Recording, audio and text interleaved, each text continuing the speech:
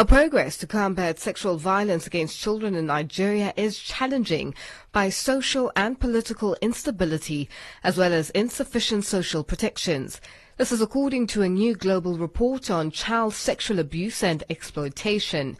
The Out of the Shadows Index also shows that the Rwandan government does not have a clear obligations on internet service providers to block child sexual abuse content on their sites. For more on this, we're now joined on the line by Conor Griffin, Europe and Middle East Director for Public Policy, Economics and Politics at the Economist Intelligence Unit. Good morning, Conor, and thank you so much for joining us on Africa Rise and Shine. Good morning. Now, briefly highlight for us the key findings of the Out of the Shadows Index. Well, I think the main finding, what the index really measures, is not the scale of child sexual abuse or exploitation, but the policies to try to prevent it and tackle it, whether they come from government or from industry. And from what the index kind of really highlights mainly is that no country does particularly well.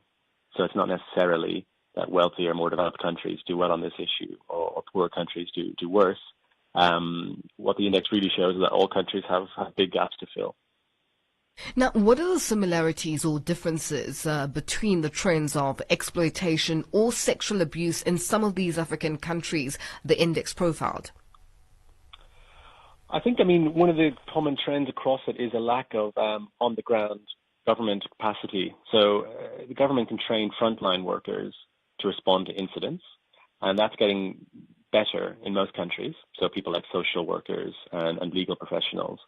But that only deals with cases that are reported. Whereas the biggest issue, arguably, is that many cases don't get reported at all.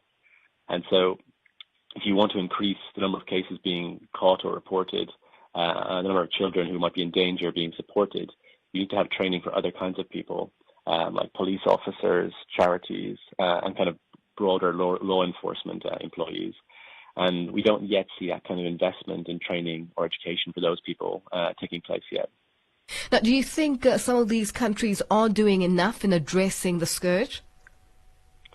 I think very few countries stand out, as doing enough. So I think some countries are doing impressive things. Most countries, the kind of most straightforward area to make progress is to pass laws.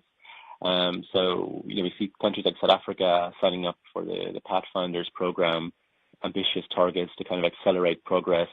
So I think there's kind of some political will and there's some progress in laws being passed, but the next step is to invest the money and the resources in training, but also to tackle some of the taboo topics that don't get addressed. So taboo topics being things like what to do about offenders. After it happens, how do you rehabilitate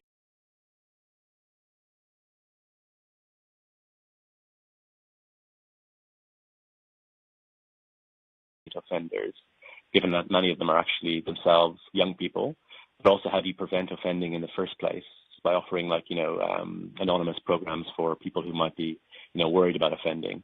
These kind of areas still remain, I think, taboo. Now, are there any recommendations that the index has made? Yeah, I think there's quite a few. Maybe the ones I would pick out on besides that one for new kind of programs for offenders. The other one is just really data.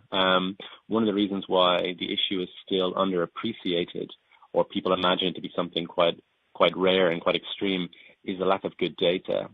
So, again, a lot of estimates of how big the issue are based on how many cases are reported. But we know that prevalence is actually far, far higher than that. And so the only way to really measure prevalence accurately is to have kind of well-designed surveys. The surveys are kind of hard to carry out. With children, you have to be quite careful ethically how you do it, but they are possible. And so I think the starting point would be better data. Then you'd have better kinds of programs for offenders, but also you'd have more training for the kinds of people, as I mentioned, who aren't on the front line, but might come into contact with children and will be able to report cases or suspicions they have as well. What's been the reaction, if any, from the governments of countries where the index was, made or put together? And, has there been any reaction so far?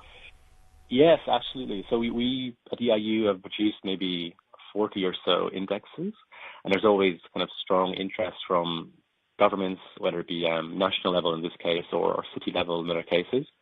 But I'd say this one has been particularly impactful. So we've had several governments calling us up. Of course, every time we publish an index, some governments think that it should be doing better than they are in the report. So we obviously encourage that. Again, the main issue on this topic is that it remains taboo to a certain extent, especially some of the responses to it remain taboo. So, the more engagement from governments, the better, really. Conor, thank you so much for joining us. We'll leave it there for now. Thank you very much. That's Conor Griffin, Europe and Middle East Director for Public Policy, Economics and Politics at the Economist Intelligence Unit, joining us on the line.